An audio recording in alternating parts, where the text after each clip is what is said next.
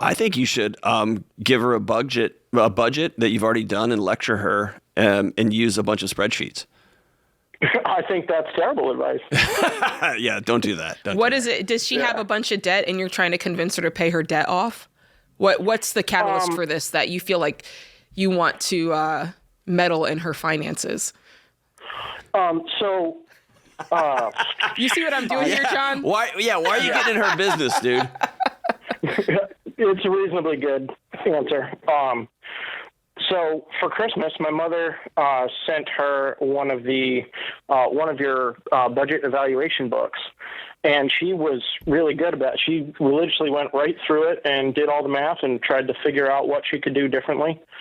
And the conclusion that she came to is that her life expenses are too high, but she has no idea.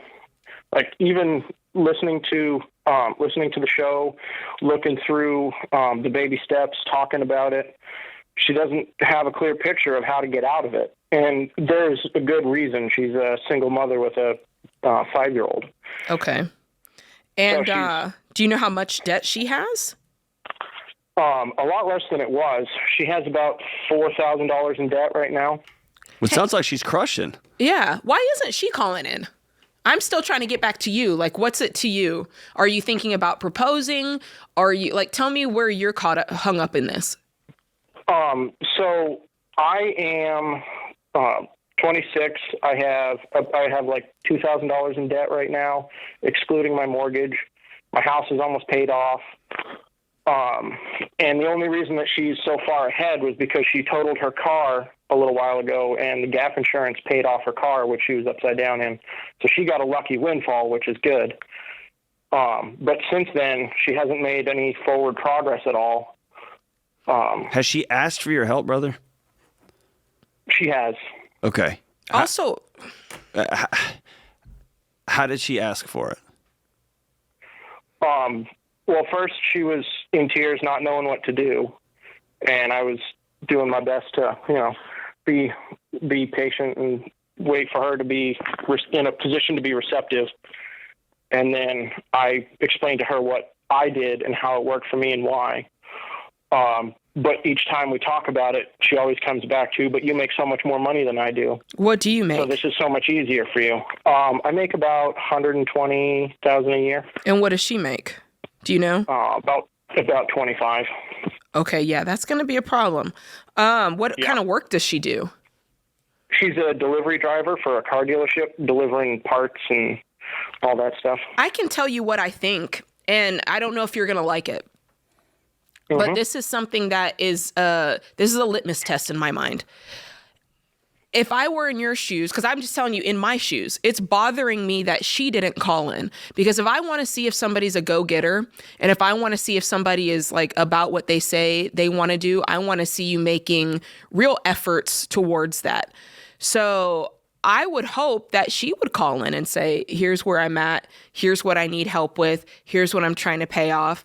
That would be my first, if I were you, that would be my question to her, which is, I listen to this show, we're both on this thing, why don't you just call in and ask? Or why don't you use Ask Ramsey and get the solution to the problem? That'd be thing one. The next thing that I'd be checking for is I'd want to make sure that she's not an asshole. And what I mean by that, I talk about this in the book. When you're an asshole, you're a person who asks questions over and over. You just ask and ask and ask and ask, but you never make any movement. James Clear talks about that in Atomic Habits. You just get information, but you never actually, put it into action. You don't do anything. Another podcast, another cup of coffee. I'm worried that that's what she's doing because you've said, I've talked to her, I've told her what to do. She's just not doing it. So that's something that you can either take that information and go, this is a quality, and I don't know how I feel about that quality in her. Yeah. That's kind of the zone that I've been in off and on for a little while. Yeah. How long have y'all been together? About 2.5 years. Are you going to marry this person?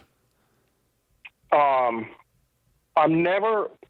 a hard question for me to answer because After I have 2.5 years? reservations about the state being involved in my relationship. That's the only reason. Oh, well, I just finished a 2-year study, like a down the rabbit hole study on marriage. And the data on formal legalized marriage versus cohabitation, it still wins out in a pretty statistically significant way. It still does. But all I have to say is, you do you, boo. I'm fond of saying behavior is a language. And what her actions are telling me is she's not interested in your advice. She's not interested in what you're bringing to the table when it comes to this stuff. And she's not interested in, she read the book, she listens to the show. She's not interested in going guns a-blazing to get this stuff knocked out. And she has a very difficult living circumstance, no question about it. She doesn't make hardly any money. She's a single mom. She's got all the variables against her.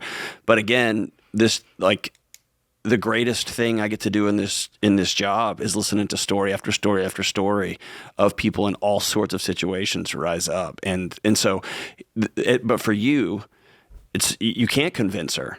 You're living it. You've told her. She's asked and you've told her. Your mom has given her the book. At some point, you have to open your hands up and let this conversation go and continue to live financially the way you want to live. Can I ask you this? Her 5-year-old, is he in kindergarten yet? Yes. She's in kindergarten. And that, I'm guessing this was the first year of kindergarten. I'm just going to I'm going to throw her a life draft here and say, it's possible that maybe before the girl was in kindergarten, mom was used to working part-time and kind of juggling both things. So she probably wasn't making really making what she could income-wise. And this is the first year that there's more freedom, probably of schedule. And I'm wondering and you can ask her about it and everything like that. And to answer your question, you do need to save 3 to 6 months before you buy that house. Yeah. So why? Okay, so you've been on this road before.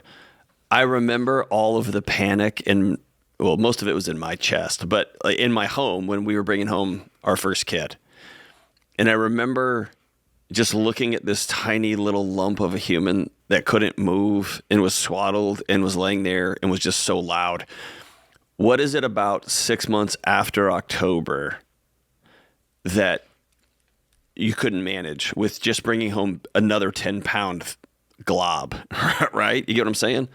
I know I said that very not nice, but it's a 2-bedroom townhouse. So with 2 kids already, a boy and a girl. This is another girl. I mean, they could share rooms. We could make it work, but it's just getting a little tight. Yeah, for sure. I get that. And here's the thing. It is going to be tight.